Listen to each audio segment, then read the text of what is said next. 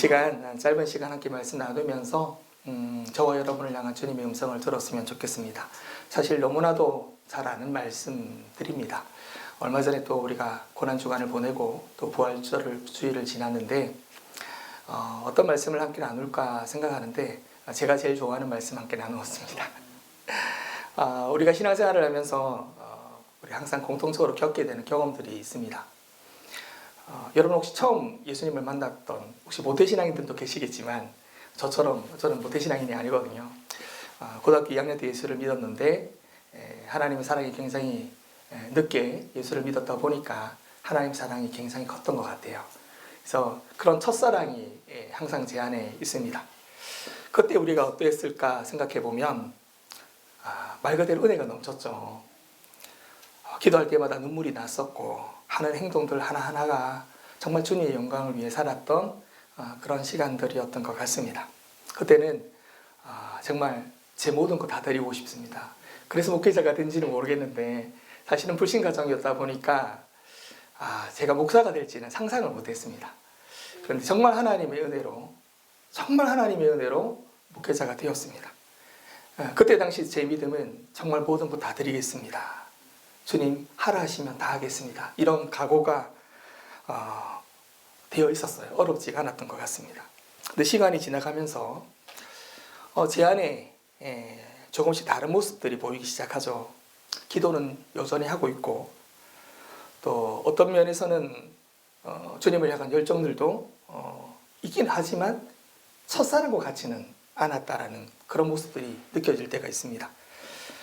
항상 끊이지 않고 교회 사역이나 선기만 사역들은 계속해 가지만 이상하게 쌓여가면서 그게 피로감으로 쌓여지는 내 모습을 발견하게 되고 무엇보다 신앙인으로서 하나님 앞에 참 부끄럽다, 연약함을 느껴지게 되는 그런 것들이 좀 더 또렷하게 느껴지게 됩니다.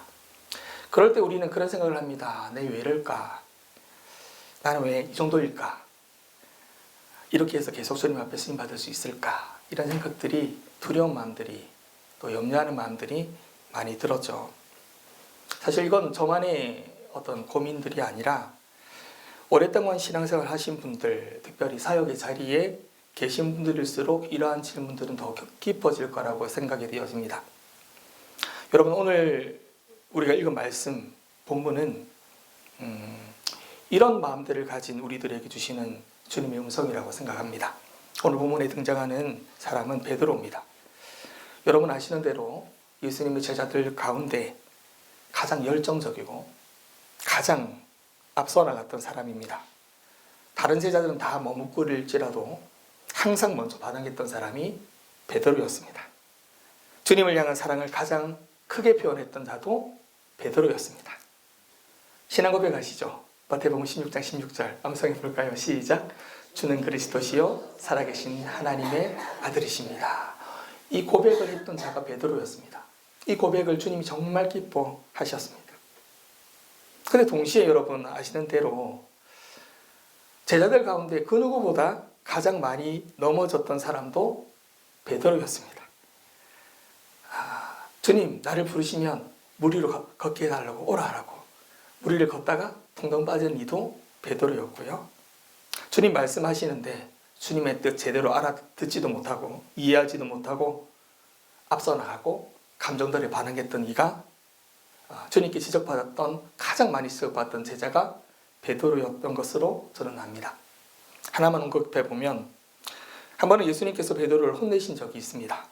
왜냐하면 베드로가 예수님의 말씀에 대들었기 때문에 그렇죠. 예수님께서 제자들에게 이런 말을 한 적이 있습니다. 내가 죽으러 왔다. 나는 죽어야만 한다. 이 말씀하셨는데 그때 베드로는 예수님께 사실 이게 대든 거나 다름없습니다. 이 원어적으로 보면 예수님 절대 그런 일이 있으면 안 됩니다. 그때 예수님께서 베드로를 꾸짖습니다. 어떻게 꾸짖는지 아십니까? 사탄아 물러가라 이렇게 꾸짖습니다. 어찌 하늘의 일을 생각하지 못하고 땅의 일을 생각하냐. 여러분 사탄아 물러가라 이 소리 들으면 마음이 어떻겠습니까?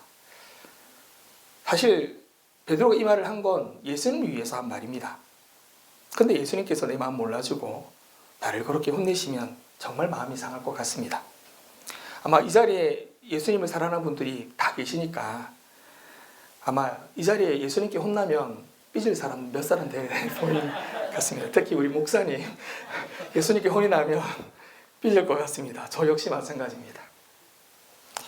근데 이런 베드로의 모습이 어쩌면 이 자리에 있는 저와 여러분의 모습이 아닌가. 열정은 있는데 연약함도 우리에게는 있습니다. 주님을 향한 사랑이 분명한데 여러분 주님 사랑하십니까? 이거 진짜잖아요. 가짜 아니잖아요. 주님을 사랑하는 그 마음이 진짜인데 그럼에도 불구하고 매번 흔들리는 내 모습 보지 않습니까? 한결같지가 않아요. 그런 베드로에게 결정적인 순간이 찾아오죠. 예수님께서 잡히시던 날 밤 베드로가 분명히 주님 앞에 후원정담하며 말하죠. 모두가 다 버려도 나는 주님 절대로 안 버립니다.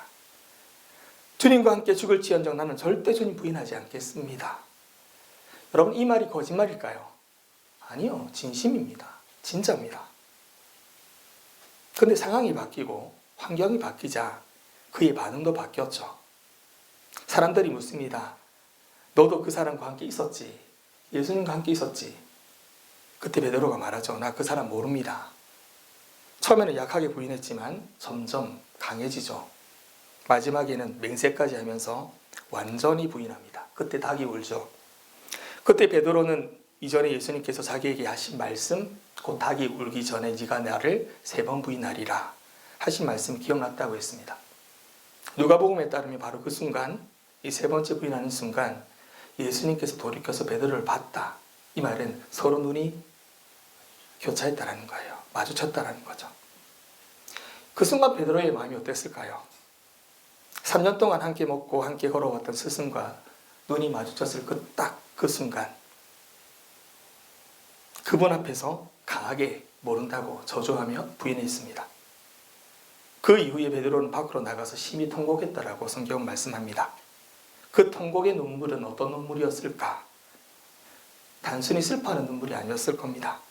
자신에 대한 무너짐, 자존감이 완전히 무너져버린 영적인 좌절이 한꺼번에 쏟아진 그런 눈물 아니었을까요? 나는 이거밖에 안 되네. 다 끝났다. 나는 주님의 제자가 될 자격이 없다. 이런 생각이 그에게 들지 않았을까요? 그런 베드로에게 부활하신 주님께서 오늘 본문에 찾아오시는 겁니다. 그리고 묻습니다. 요한의 아들 시몬아, 네가 나를 사랑하느냐? 한 번이 아니라 몇 번 물어보시죠? 3번 묻습니다. 왜 3번일까요? 많이 들으셨죠? 3번 부인했거든요. 3번 부인했던 것을 주님은 3번 다시 사랑을 고백하게끔 기회를 주신 겁니다. 사실 3번 부인했기 때문에 3번의 질문은 너무나 베드로에게는 아픈 질문이었을 겁니다.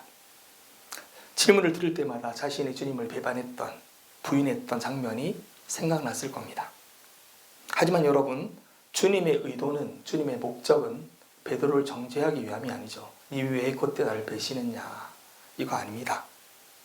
그의 상처를 건드리려는 것도 아니고 그의 상처를 치료하기 위함입니다. 3번의 부인을 3번의 사랑으로, 사랑의 고백으로 덮어주신 거죠. 주님은 베드로를 그 실패의 자리에 그대로 두지 않으셨습니다. 또 여기 중요한 건 한 가지 있는데 그건 주님의 시선입니다. 베드로는 지금 보고 있는 게 뭐냐면 자신의 실패를 지금 보고 있습니다. 그것만 붙잡고 있는 겁니다. 근데 주님은 지금 뭘 보고 있을까요? 그의 부르심을 보고 있습니다. 처음 주님이 불러주셨을 그때를 주님은 보고 계신 거죠. 여러분, 이 사이가 굉장히 큽니다. 우리는 자꾸 실패를 붙잡을 때가 많습니다. 넘어졌던 순간, 실패했던 그 순간, 부끄러웠던 기억들, 그것을 놓지 못하고 주저할 때가 참 많습니다. 그러나 주님은 우리의 실패가 아니라 우리를 향한 주님의 부르심을 보고 있다는 사실을 여러분 믿으시기를 바랍니다. 지금 우리는 무엇을 붙잡고 계신가? 질문해 봅니다. 우리의 실패, 우리의 연약함입니까? 아니면 나를 부르신 주님의 부르심입니까?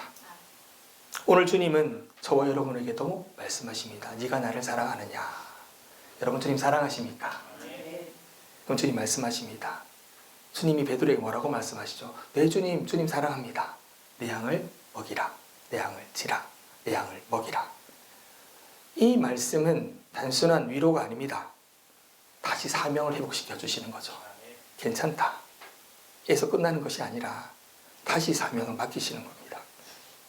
주님은 베드로를 다시 세우시고 다시 맡기십니다. 다시 베드로를 사용하십니다. 이게 은혜죠. 여러분, 이 베드로의 이야기는 베드로의 이야기로 끝나서는 안 됩니다. 오늘 우리 살아가는 저와 여러분의 이야기로 믿음으로 받으시기를 바랍니다. 우리도 여전히 연약합니다. 여전히 넘어집니다. 하루에도 수십 번, 수백 번 넘어집니다. 여러 번 실수합니다. 특별히 사역의 자리에서 그런 고민이 들 때가 참 많습니다.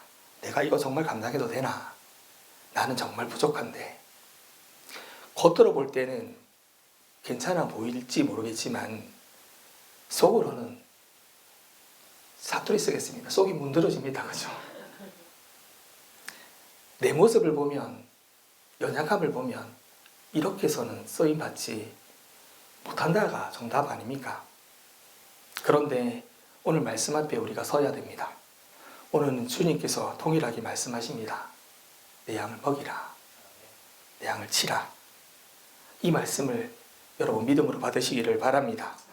주님이 우리에게 바라보시는 건 너희가 얼만큼 잘하느냐 그거 아닙니다. 오늘 베드로에게 질문하신 것처럼 너희가 나를 사랑하느냐, 첫사랑을 다시 한번 해보고 하시기 바랍니다. 정말 주님을 사랑하는가? 이 고백을 베드로와 같이 네 주님, 제가 주님을 사랑하는 줄 주님께서 아십니다. 말씀하는 그 고백으로부터 시작해서 다시 시작해서 주님께서 우리에게 사명을 회복시켜 주실 줄로 믿습니다. 특별히 이 자리에 계신 여러분들은 중보기도자들이네요.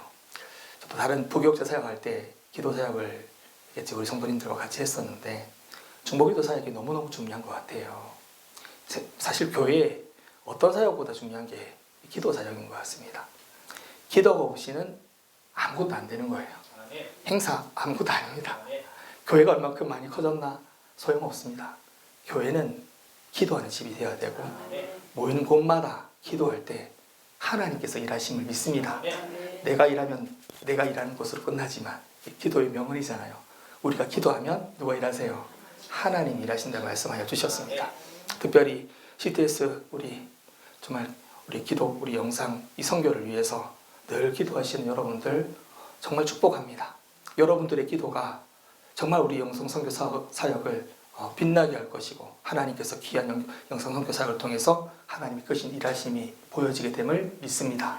뿐만 아니라 나라와 민족, 지금 전 세계를 위해서 기도할 정말 시점에 와 있는데 우리가 끊임없이 기도하면서 여러분의 기도를 통해서 하나님의 나라가 확장되어지고 이루어지기를 주님의 이름으로 간절히 축원드립니다.